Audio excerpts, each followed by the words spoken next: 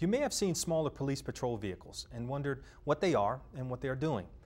On this edition, we'll show you how the Fairfax County Police Department is embracing new technologies for added efficiency and safety as the older sedan cruisers are replaced in our patrol fleet.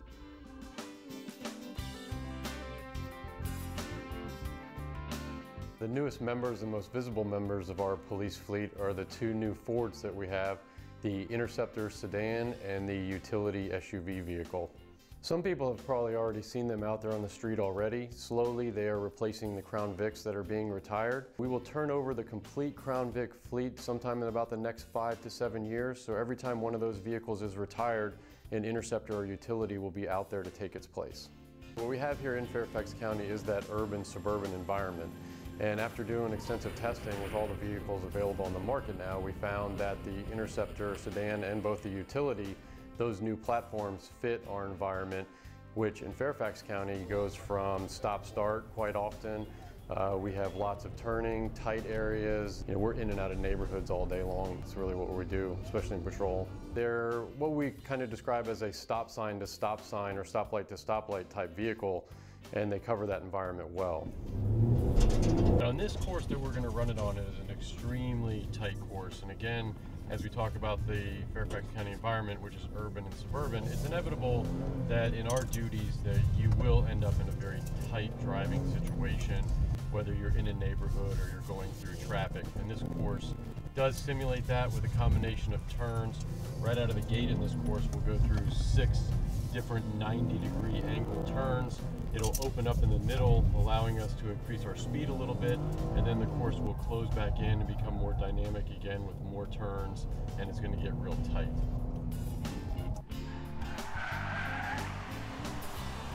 Something very important that we looked at was the safety and handling aspects, which go hand in hand. The new cruisers incorporate preventive measures to avoid accidents, such as the new full-time all-wheel drive system, the advanced track stability control, which combines traction control and stability control, and very good braking system, very advanced ABS braking system. And you combine those things and you have preventative measures. If you were to be in a crash with a new vehicle, they now have side curtain impact airbags along with the frontal impact airbags. Well, you have the crush crumple zones located in the front and rear of the vehicle, and they are currently the only police vehicle offered on the market that is capable of withstanding a 75-mile-per-hour impact to the rear, which in policing is quite a frequent accident. When you execute a traffic stop or you're stopped on the scene of something, people have a tendency, they're not paying attention when they drive and they run into the back of a cruiser, and these vehicles will sustain that impact up to 75 miles per hour. So that those areas will give way while the passenger compartment will stay secure and intact. Also, in each vehicle, we now have backup cameras located in the rearview mirror that work in conjunction with an alarm system. So as I'm backing up, which we do multiple times every day in the police world, we're always doing something with backing. You'll see an object approaching in that mirror. Not only can I see it now, but the alarm will sound letting me know I need to get stopped, and the alarm tone will change as I get closer to it. When you compare and contrast the new car versus the old car, I like to best describe it to everyone as you're going from the Stone Age to the Space Age, where we have this police-specific vehicle that's been built and the technology that's been added into it to make it perform and handle but protect us at the same time. You can take the stability control for an example. We have to do high-speed driving, whether it's pursuit driving or response driving, and that assists us when going through turns to avoid going into a spin-out or skid situation. You have the advanced ABS system in there that decreases our stopping distances. You have traction control in there that when you take off in the vehicle, it doesn't allow the tires to spin. And when you combine those systems, the way Ford Advanced Track does, you go into a turn, you start to lose control. The computer in the vehicle will actually take over and it will brake and accelerate whichever tire necessary to make sure that that vehicle goes in the direction you want it to go. You also feel the shift difference, especially when you're sitting here driving it, where it's almost seamless shifting between the gears. And we're in all-wheel drive all the time, a very high-performance handling capability.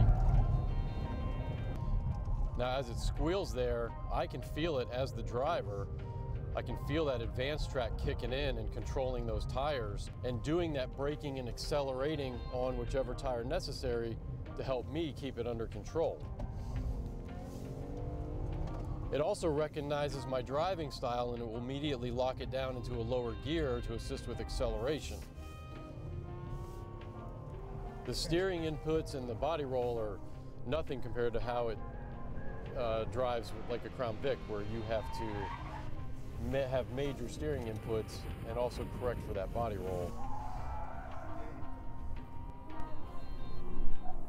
The Fords are approved up to 6 inches of snow without adding chains onto the car, which was a lot of downtime when we had the Crown Vics. You come in for your shift, you're applying those chains to get ready to go out there and work. But now we've done that with the computer, and you don't have to change anything in the car. You still need to be careful when driving it, but you can get your gear ready, hit the street for patrol, and you're good to go in the new car. This is a great test to show you the capability of all-wheel drive, and as you can see from the camera angle, we are sitting in a straight line on dry pavement, and I'm going to accelerate to 60 miles an hour, and then I'm going to brake in this straight line on pavement. So we take off, there's no wheel spin, there's no tire squealing. We're going to jump straight up to 60 miles an hour. We hit 60 miles an hour right there. I'm going to brake. And now with the camera rolling, if you look right here to our right, I'm going to drive right over here on this grass. And I'm going to do the exact same thing, 0 to 60 miles an hour. It takes off. It recognizes the traction coefficient difference. It knows that it's on a weaker surface and it needs to correct for that. We hit 60 and I'm on the brakes. You can see it's going to take a little bit longer to brake on the slicker surface, but it accelerated on that surface just the same as it would have done on the asphalt. Another positive technology that's been added into these new vehicles are the LED lighting systems. The LED lighting systems, which not only are found on the light bars, but on the lights around the vehicles, and now we have LED spotlights, are a very good addition. They're not only very visible at nighttime, but much more visible in daytime than the old standard light bulb systems that we had. If you look at Fairfax County as a whole, which is approximately 400 square miles, you can imagine that on the police fleet, we log many miles every year. Over the Crown Victoria, you're looking at roughly a 20% increase in fuel economy with the new Interceptor fleet.